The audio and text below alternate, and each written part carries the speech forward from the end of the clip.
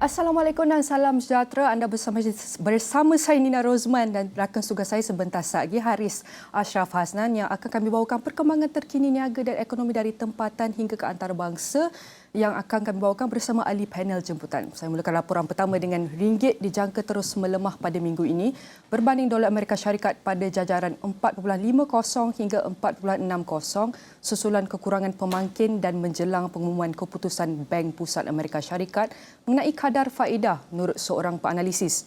Selain kebimbangan inflasi yang semakin meningkat termasuk dalam ekonomi pasaran yang sedang pesat membangun, pelabur menangguhkan minat belian mereka terhadap aset pasaran besar membangun dan akan kekal fokus kepada aset selamat seperti dolar. Jangkaan satu lagi kenaikan kadar faedah oleh Rizab Persekutuan The Fed dalam mesyuarat jawatan kuasa pasaran terbuka Persekutuan FOMC pada minggu ini turut memberi kesan kepada ringgit.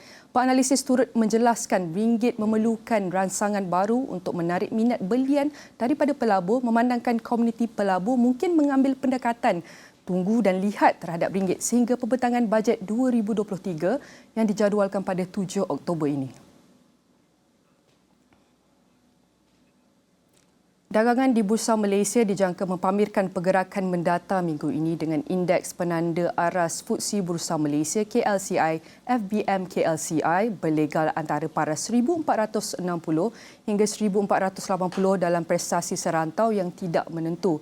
Naib Presiden Penyelidikan Equity Rakuten Trade Sdn Bhd Tong Pak Ling berkata, dari segi teknikal, FBM KLCI sepatutnya menyaksikan sokongan serta-merta pada paras 1,460, manakala rintangan pada 1,500. Beliau berkata sentimen pasaran FBM KLCI dalam jangka pendek disifatkan tidak menentu kerana pelabur masih berhati-hati berikutan kebimbangan berterusan mengenai inflasi dan pendirian dasar Bank Pusat Global yang lebih ketat. Sementara itu, Ketua Penyelidikan dan Penasihat Kekayaan UOB, Kehin Wealth Advisors Sdn Bhd, Muhammad Sedek Jantan berkata, sesi dagangan yang lebih pendek minggu lepas bermula dengan positif berikutan prestasi menggalakkan di Wall Street pada minggu sebelumnya. Pasaran turut dirangsang oleh penyederhanaan data inflasi China yang tidak dijangka iaitu kepada 2.5% pada Ogos daripada 2.7% sebelum ini serta penurunan harga gas asli Eropah. Justru beliau menambah pemulihan yang lebih perlahan dalam FBM KLCI dijangka minggu ini sementara menunggu keputusan Rizab Persekutuan Amerika Syarikat. Kontrak niaga hadapan minyak sawit mentah MSM di Bursa Malaysia Derivatif dijangka menyaksikan beberapa pemulihan dalam urus niaga pada minggu ini susulan paras harga yang agak menarik sekarang ini. Bagaimanapun pemilik dan pengasas bersama Palm Oil Analytics dari Singapura Satya Varka berkata pemulihan itu mungkin tidak mampan memandangkan pelabur sedang menunggu jumlah pengeluaran 1 hingga 20 September yang akan diumumkan pada minggu lepas.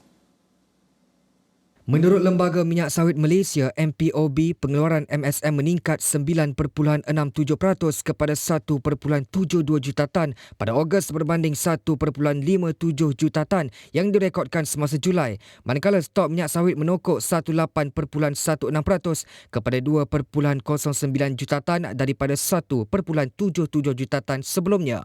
Daripada segi pengeluaran, Ogos setakat ini merupakan bulan terbaik untuk tahun ini.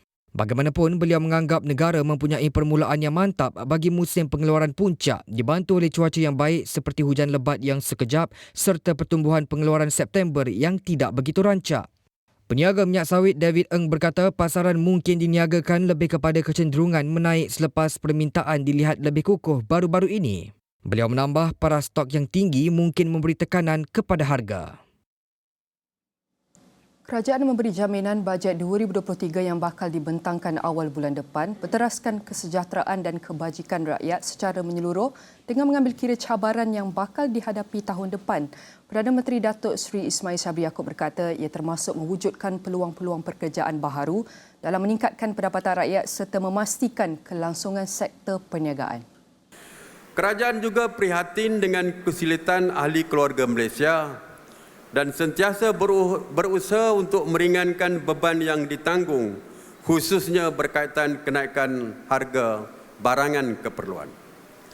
Dalam mengambil kira cabaran yang bakal dihadapi pada tahun 2023, kerajaan akan memastikan bajet 2023 disediakan adalah berteraskan kesejahteraan dan kebajikan rakyat secara menyeluruh.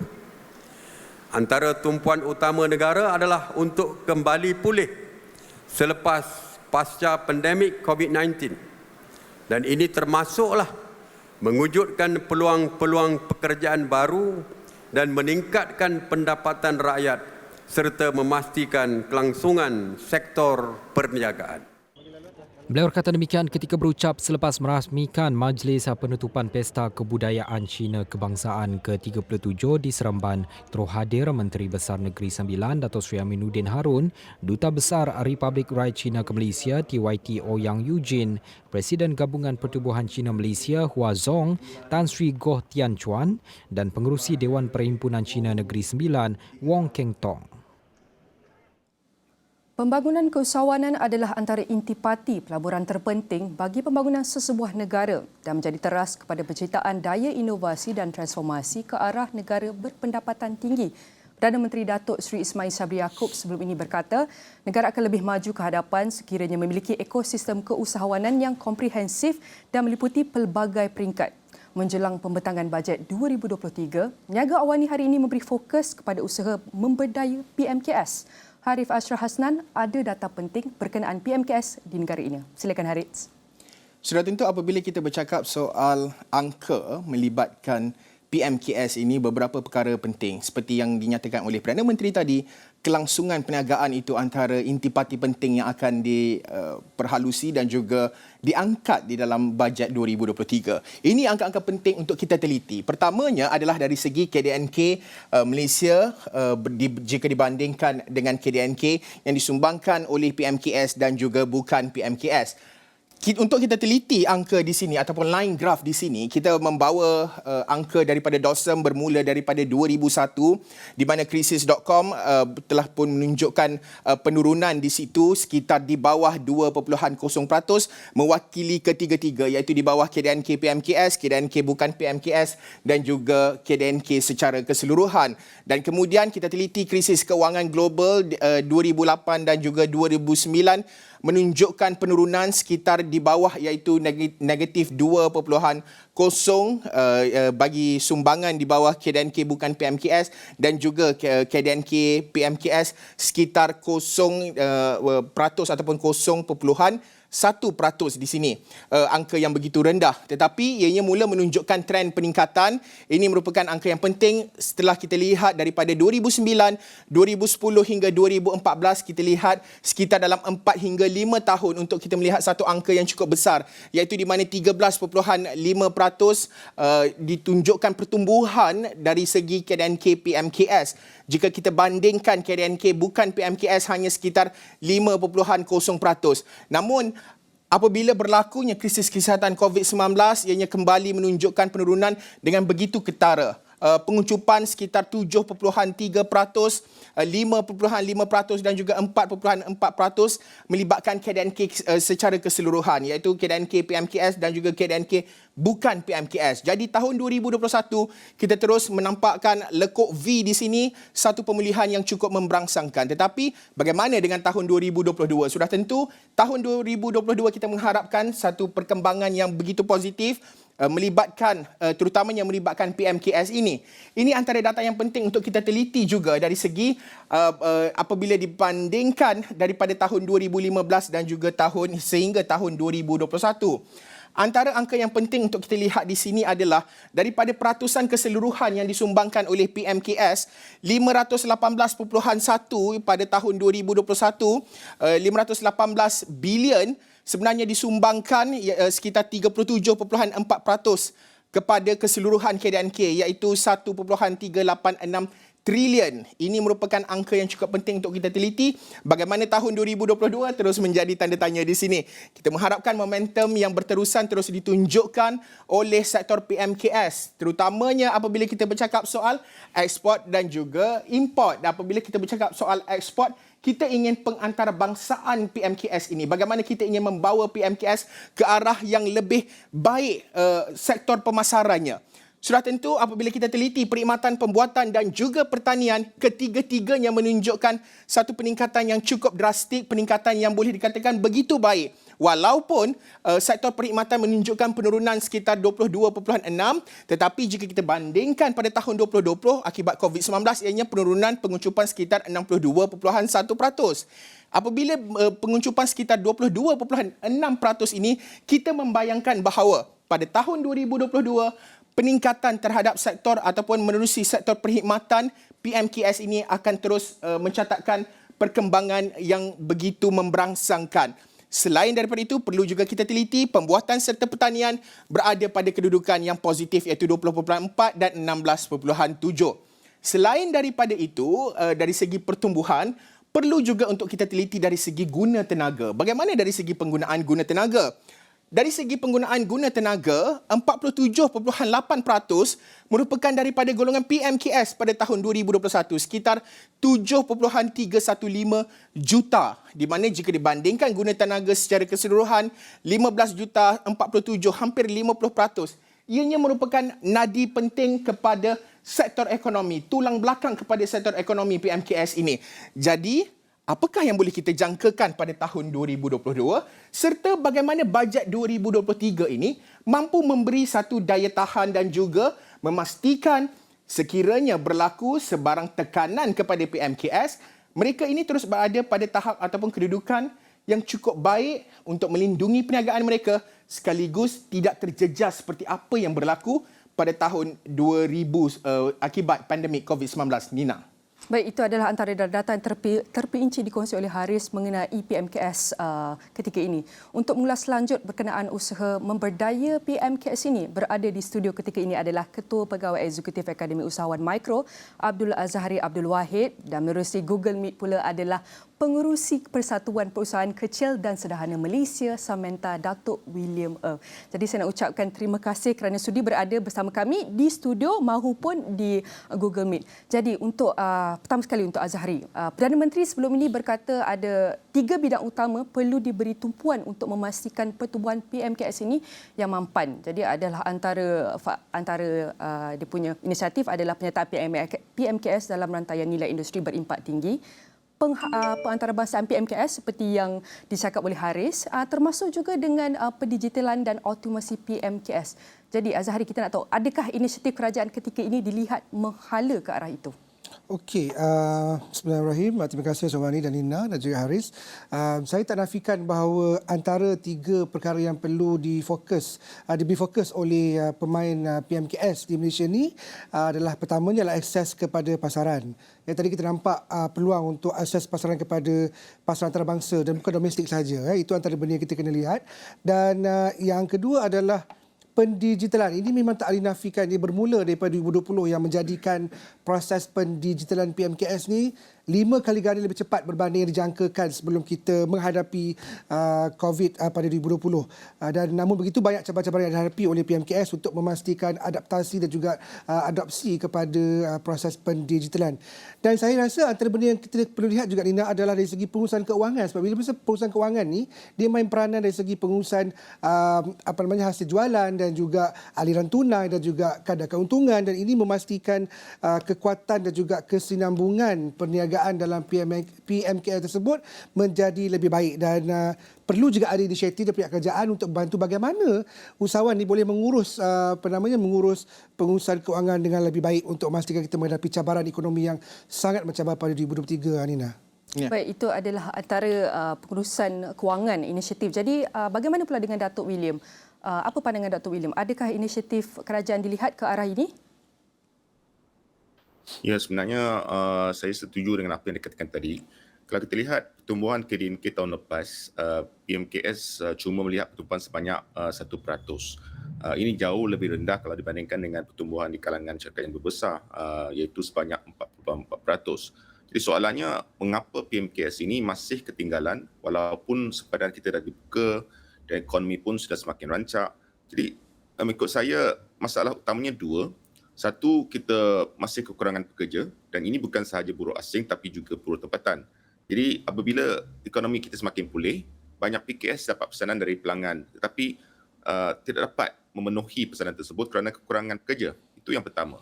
Yang keduanya, masalah yang paling genting di antara PKS ini, ramai yang masih tidak mahu melabur untuk memperbesarkan perniagaan mereka. Ini kerana persekitaran ekonomi dan politik yang kurang stabil buat masa ini. Ya, Datuk William, mungkin Datuk boleh tambah soal apabila kita bercakap berkenaan dengan COVID-19. Pasca COVID-19 kita nampak ramai juga yang memulakan perniagaan perusahaan mikro terutamanya. Bagaimana bajet 2023 ini dapat memberi perhatian dan juga menyokong mereka yang baru memulakan perniagaan pasca COVID-19, terutama mereka yang baru dibuang kerja dan sebagainya, memulakan perniagaan? Pandangan Datuk.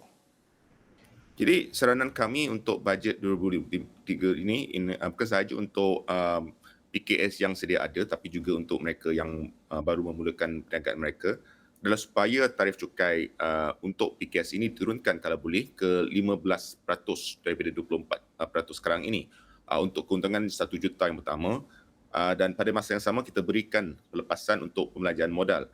Ini saya rasa adalah penting supaya PKS sama ada yang baru ataupun yang sedia ada dapat digalakkan untuk menaik taraf operasi mereka, dan pada masa yang sama kita kembangkan perniagaan kita. Jadi itu adalah saranan kami untuk bajet 2023. Mungkin Azhari mungkin ada pandangan mungkin berkaitan dengan apa yang dikatakan oleh Datuk William, melihat kepada cukai dan juga pusingan modal dan sebagainya. Ya, tak dinafikan untuk bajet 2023 ni Haris, memang kami sebagai pemain PKS ni perlukan penekanan dari segi insentif dalam bentuk cukai seperti mana dinyatakan oleh Datuk William tadi, dan dalam masa yang sama juga saya rasa kita perlu juga fokus kepada bagaimana penambahan ilmu kepada PMKS untuk lebih bergerak lebih berdaya saing dalam bentuk pendigitalan dan juga dalam bentuk konvensional, sebab kebanyakan daripada kita memang dalam bentuk konvensional. Jadi aplikasi ilmu tu penting, terutama dalam bentuk nak memperkembangkan jaringan perniagaan, baik sama ada dalam bentuk konvensional bertemu dengan orang ramai dan juga dalam bentuk pendigitalan. Sebab bila kurangnya jaringan, jadi akses kepada pasaran itu akan berkurangan. Tak kisahlah bersama sesama pemain PMKS ataupun dengan kerajaan ataupun dengan bakal pembeli, pembekal dan sebagainya, perlu juga ditekankan untuk memastikan ada inisiatif dalam bentuk perkembangan jaringan perniagaan, dan yang paling penting saya rasa adalah adaptasi teknologi. Jadi sudah ada grant-grant dikeluarkan sebelum ni, tapi saya rasa perlu dilipat gandakan lagi untuk membantu usahawan, terutamanya usahawan kecil dan mikro ni dalam mengadaptasi dalam bentuk teknologi digital. Sangat penting untuk memastikan mereka berdaya saing. Haris. Okey, untuk sambung apa yang dicakap oleh Azhari tadi, adakah ini isu yang Azhari cakap ini adalah the main issue ataupun ada isu lain yang mendominasi golongan PMKS di negara ini ketika ini? Ya, tak dinafikan sebab bila dalam keadaan COVID, pasca COVID ataupun even masa COVID sebelum ini, memang kita tercari-cari arah untuk memastikan kesinambungan perniagaan kita ni boleh berada di hadapan, terus ke depan untuk memastikan kita boleh teruskan penjualan dan juga perkembangan perniagaan.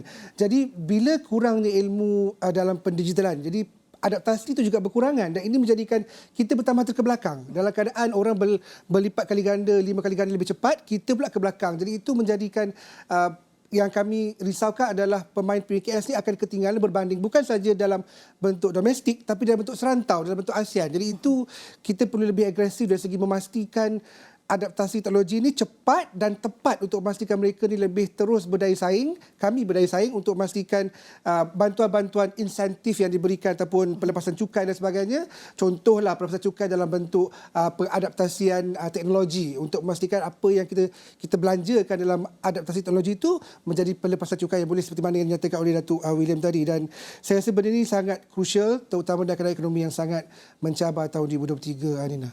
Baik, jadi baru sebentar tadi Azhari kata antara isu utama adalah kurang adaptasi ataupun akses kepada digitalisation. Jadi bagaimana pula dengan Datuk William? Adakah antara isu-isu lain yang mendominasi golongan PMKS ketika ini? Ya, saya sungguh setuju dengan apa yang dikatakan tadi. Pada masa yang sama kita sering dengar masalahnya selain dari pendigitalan adalah kekurangan tunai, pembayaran tinggi dan sebagainya. Tapi sebenarnya masalah yang paling utama adalah margin keuntungan kita yang amat tipis. Jadi keuntungan kita itu amat tipis. Ini saya rasa adalah masalah yang rumit dan bukan senang nak diselesaikan. Salah satu caranya adalah dengan pendigitalan. Kita nak berbalik kepada isu pendigitalan. Kita nampak banyak sebenarnya geran-geran yang dikeluarkan. Tetapi mungkin soalan saya kepada Azhari dahulu sebelum ke Datuk William, adakah geran pendigitalan pada ketika ini dilihat memadai? Adakah perlu lagi geran-geran ditambah, terutama melibatkan sebagai contoh tekun, AIM dan sebagainya? Bagaimana badan-badan ini berfungsi untuk memastikan bahawa geran-geran itu disalurkan, MDEC sebagai contoh? Tetapi ini kita fokus kepada PMKS ini. Azhari dahulu, pandangan. Okey, terima kasih Haris. Saya rasa inisiatif geran pendigitalan yang dikeluarkan kerajaan memang dah banyak. Okey, memang dah banyak. Cuma saya lebih tekankan kepada syarat penerimaan geran tersebut. Sebab kalau kita nak memastikan mereka ni ataupun kami ni lebih terkedepan dari segi hasil penjualan dan juga aliran tunai, kadar keuntungan dan sebagainya dengan proses memiliki geran pendigitalan ini, saya cadangkan pihak kerajaan untuk kaji semula syarat yang dikeluarkan supaya lebih ramai boleh adaptasi. Sebab kalau kita lihat dari segi jualan kita berikan kepada syarat untuk mendapatkan geran, saya rasa benda itu perlu diperhalusi supaya lebih ramai orang boleh dapat dan kita sama-sama lebih terbuka untuk berkembang. Dan pendigitalan ini tak inafikan benda yang melibatkan kos seperti mana yang Datuk William cakap tadi, melibatkan juga kadar keuntungan. Jadi kalau kita dapat adaptasi dengan lebih banyak, dengan lebih baik, saya rasa banyakkan lagi geran dalam bentuk adaptasi di peringkat mikro dan juga di peringkat kecil supaya mereka pihak kerajaan faham apa yang kita hendak, bukan dikeluarkan berdasarkan, of course fakta itu baik, namun dengan pendekatan bersama dengan persatuan seperti Datuk William dan juga kami di Akademi Usaha Mikro boleh memberi idea lagi baik untuk memastikan adaptasi itu lebih jelas dan tepat kepada golongan sasar usahawan mikro dan kecil, Haris. Ya, mungkin Datuk William ada pandangan Datuk melihat kepada geran digital ini. Azhari membangkitkan isu seperti syarat geran digital itu. Adakah persatuan seperti Semental sendiri, anggota persatuan menghadapi isu yang sama ataupun mengemukakan permasalahan yang sama dari segi untuk mendapat akses kepada geran-geran termasuklah geran digital ini, Datuk William? Ya, saya setuju dengan apa yang dikatakan oleh Azhari tadi. Sememangnya kita boleh teruskan geran-geran tersebut. Tapi pada masa yang sama, kita perlu kalau boleh membantu golongan peniaga kecil, terutamanya supaya mereka lebih faham proses digitalisasi. Itu yang penting. Kerana itulah sebabnya kenapa Sementah dan MPC atau Perbadanan Produktiviti bekerjasama melancarkan program digitalisasi PKS bulan lepas. Jadi tujuan program tersebut adalah untuk membantu PKS untuk memahami tahap pendigitalan mereka sendiri, kesediaan digital mereka dan cara diberalih kepada ekonomi digital. Maksudnya jangan kita berhenti dengan pemberian geran semata-mata, tapi yang lebih pentingnya kita bagi pengetahuan, kita tukar mindset usahawan kita dan kita bina ekosistem pendigitalan khusus untuk PKS. Jadi melihat kepada pemulihan pasca COVID-19, jadi apakah ruang penambahbaikan, room for improvement yang boleh dilakukan dalam memastikan PMKS kekal berdaya tahan? Mungkin Azhari boleh? Okey, saya rasa ruang penambahbaikan yang boleh pihak kerajaan tengok adalah dari segi industri yang berbeza. Contohnya industri seni, ya, contoh yang terlibat dengan banyak belia terlibat dengan teknologi blockchain dan sebagainya, NFT contohnya. Dan kami sendiri pun beralih daripada Akademi Keusahawanan kepada Badan Teknologi dan sekarang kita beralih juga kepada Web3 untuk blockchain dan sebagainya. Dan saya rasa belia ramai yang terlibat dengan hasil seni yang boleh menjadikan satu sumber pendapatan yang boleh dibawa ke peringkat antarabangsa.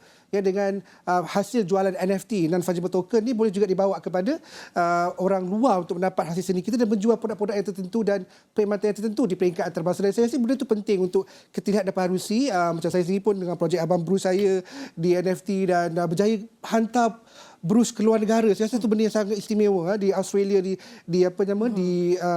Indonesia contohnya, dan peluang itu perlu dilihat dan juga lihat juga kepada ekonomi di mana belia ni banyak cuba untuk membuat pendapatan sampingan melalui rider dan juga dari segi perniagaan online supaya boleh dapat mereka ni peroleh sedikit bantuan untuk memastikan mereka tahu hal tuju untuk asas perniagaan.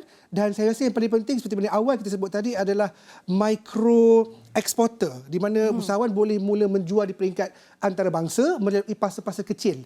Kalau tidak pada bentuk pallet dalam bentuk yang lagi besar dan sebagainya. Dan lihat peluang itu dan kaji lebih dalam, dan kalau boleh dinyatakan inisiatif dalam bentuk yang lagi baik dalam bajet 2023, saya rasa Dr. William, saya dan juga semua pemain PMKS akan lebih terbuka untuk menerima idea yang lagi baik pada tahun 2023 ni, Nina.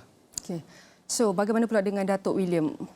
What's the main area should we focus on for improvement, and apakah cara-cara yang kita boleh pastikan PMKS ni kekal berdaya tahan bukan sahaja untuk survive but untuk berkembang? Ya, kalau kita nak survive dan thrive seperti yang kata tadi, saya rasa kita harus fokus untuk membantu PKS kita meningkatkan produktiviti mereka.